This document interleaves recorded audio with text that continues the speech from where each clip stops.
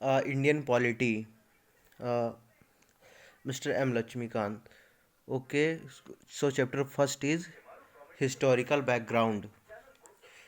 Uh, in this video, I will discuss the summary of this book. So, historical background. So, I'm gonna start. First, the British came to India in 1600 as traders in the form of the India East India Company, which had the exclusive right of trading in India under a charter granted by Queen Elizabeth I.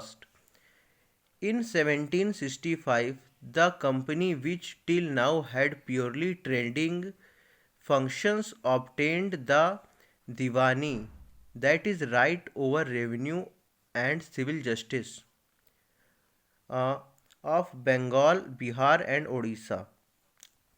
This started its career as a territorial powers.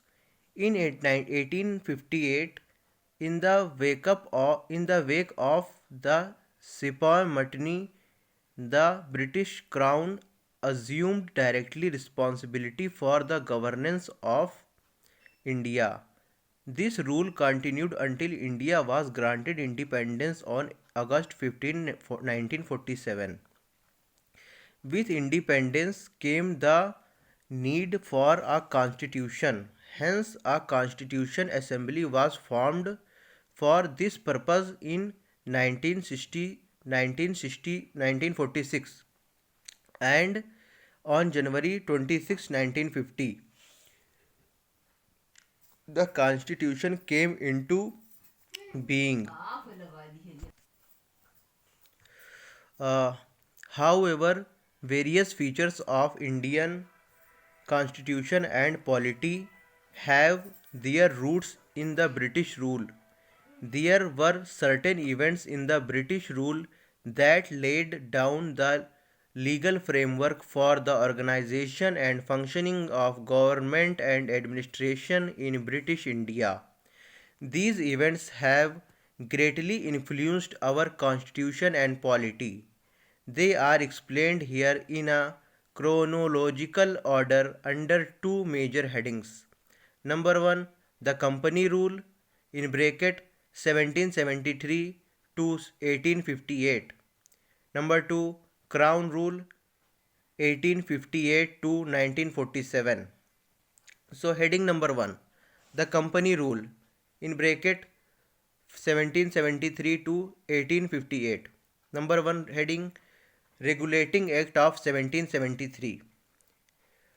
This act was a great constitutional importance as a it was as number 1 a it was the first step taken by the British government to control and regulate the affairs of East India Company in India. And point B, it recognized for the first time the political and administrative functions of the company. And point C, it laid the foundations of central administration in India. Uh, the features of this act were as follows. Point number 1, it designated the Governor of Bengal as the Governor General of Bengal and created an executive council of four members to assist him. The first such Governor General was Lord Warren Hastings. Point number 2, it made the governors of Bombay and Madras presidencies subordinate to the Governor General of Bengal, unlike earlier when the three presidencies were independent on one another. Point number 3, it provided for the establishment of a Supreme Court at Calcutta in bracket 1774, comprising one Chief Justice and three other judges. Point number 4, it prohibited the servants of the company from engaging in any private trade or accepting presents or bribes from the natives. Point number 5.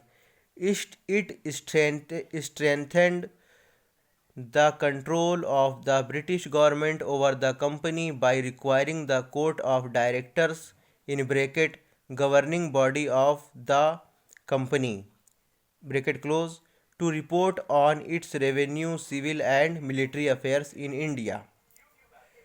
Next heading, amending acts of 1781. In a bid to rectify the defects of the Regulating Act of 1773, the British Parliament passed the Amending Act of 1781, also known as Act of Settlement. The features of this act were as follows. Number 1. It exempted the Governor General and the Council from the jurisdiction of the Supreme Court for the acts done by them in their official capacity. Similarly, it also exempted the servants of the company from the jurisdiction of the Supreme Court for their official action. Point number 2. It excluded the revenue matter and the matter arising in the collection of revenue from the jurisdiction of the Supreme Court. Point number 3. It provided that the Supreme Court was to have jurisdiction over all the inhabitants of Calcutta.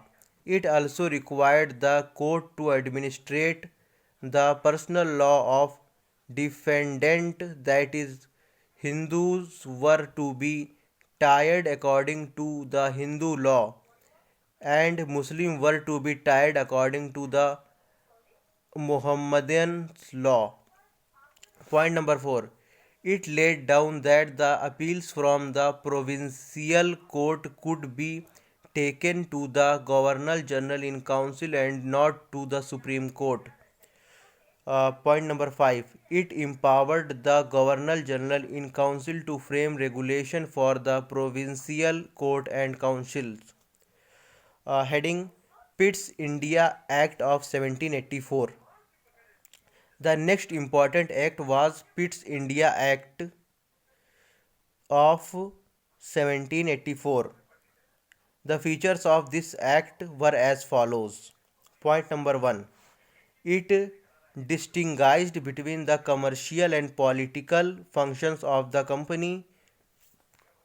Point number 2.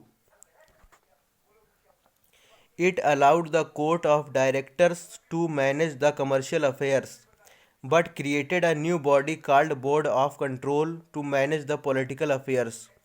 Thus, it established a system of double government. Point number 3. It empowered the Board of Control to supervise and direct all operations of the civil and military government or revenues of the British possessions in India. Thus, the act was significant for two reasons. First, the company territories in India were for the first time called British possessions in India.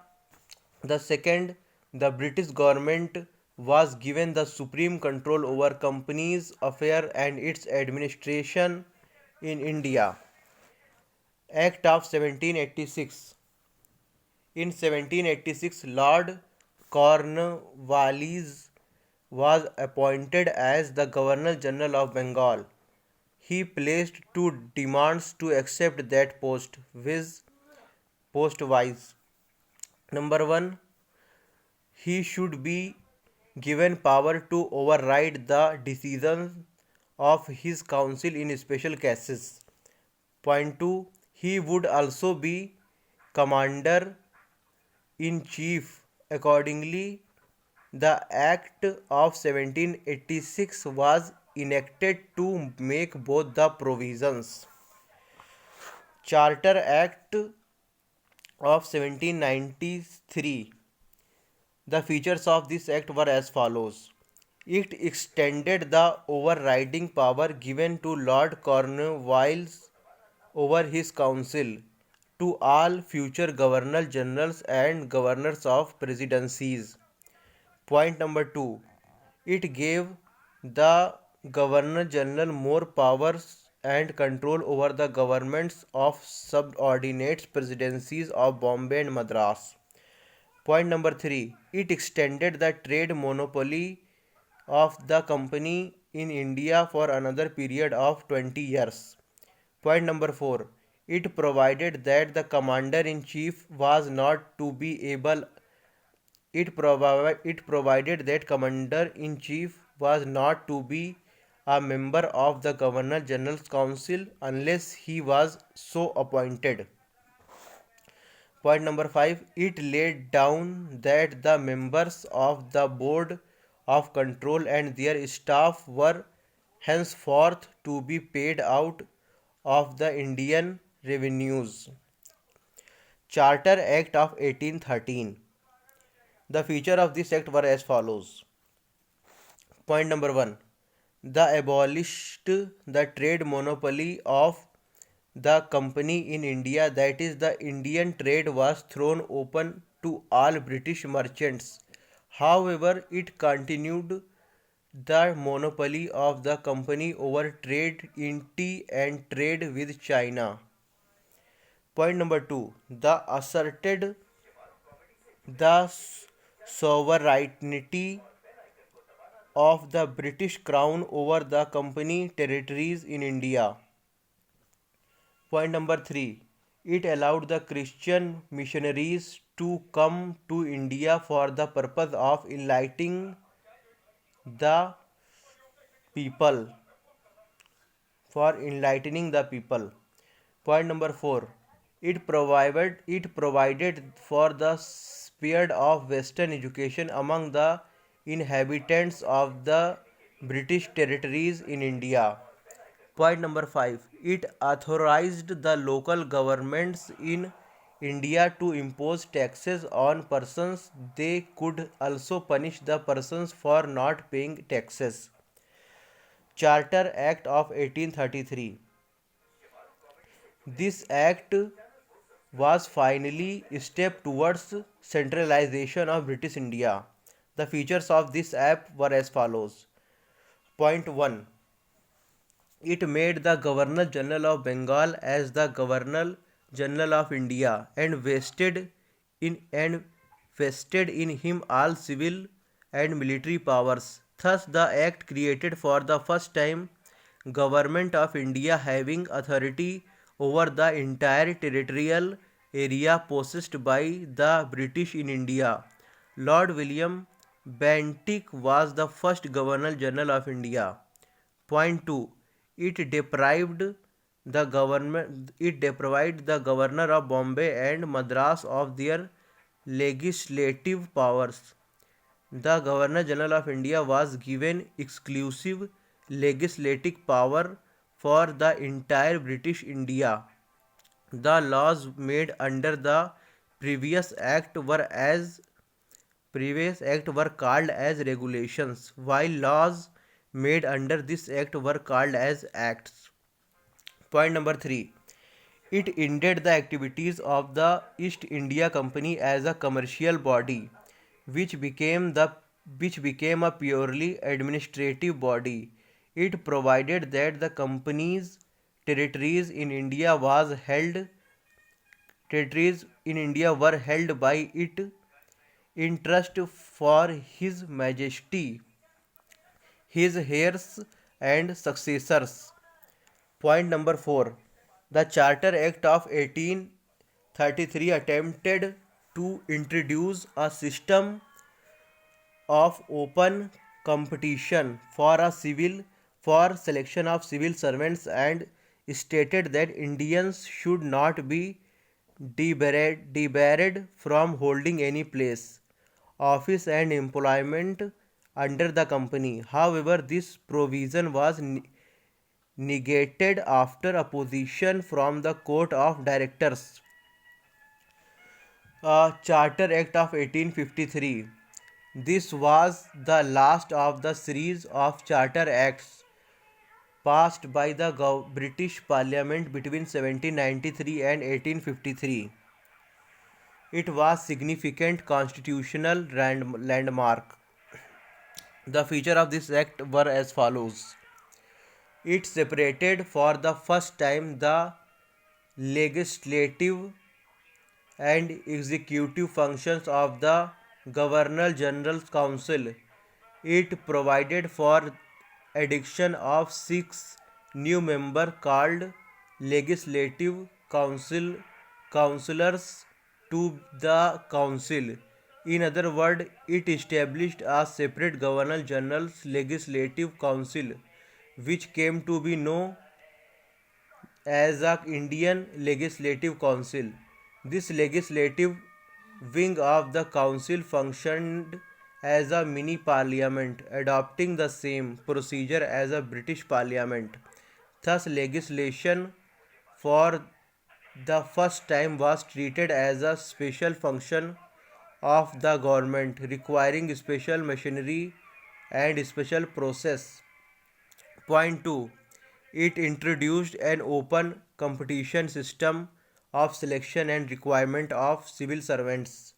The covenanted civil service was thus thrown open to the Indians also. Accordingly, the Machiavelli Committee in bracket the Committee on the Indian Civil Service was appointed in 1854. Point number 3. It extended the company's rule and allowed it to retain the possession of Indian territories on trust for the British Crown, but it did not specify any particular period unlike the previous characters. This was a clear indication that company's rule could be terminated at any time the parliament liked. Point number 4. It introduced for the first time local representation in Indian Central Legislative Council. Of the six new legislative members of the Governor General Council, four members were appointed by the local provincial governments of Madras, Bombay, Bengal, and Agra. And